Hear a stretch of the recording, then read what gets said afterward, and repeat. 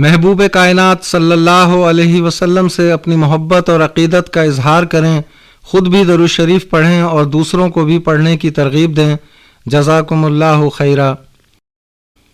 اللہم صلی علی محمد بعدد کل داء و دواء وبارک وسلم۔ ہمارے معاشرے میں مختلف حوالوں سے تقاریب اور مجالس کا رواج بڑھتا جا رہا ہے۔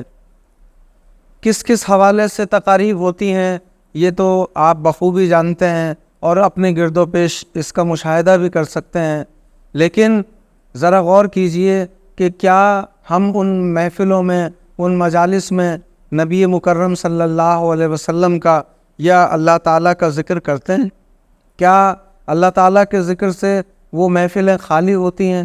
کیا نبی مکرم صلی اللہ علیہ وسلم کے ذکر کے حوالے سے وہ محفلیں سونی ہوتی ہیں؟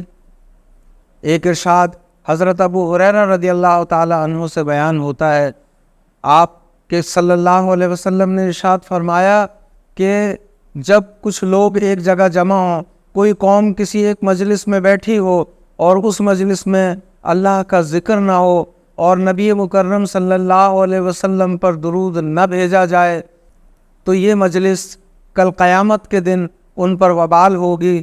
پھر اللہ کو اختیار ہے کہ وہ چاہے تو انہیں معاف کر دے اور چاہے تو انہیں عذاب دے۔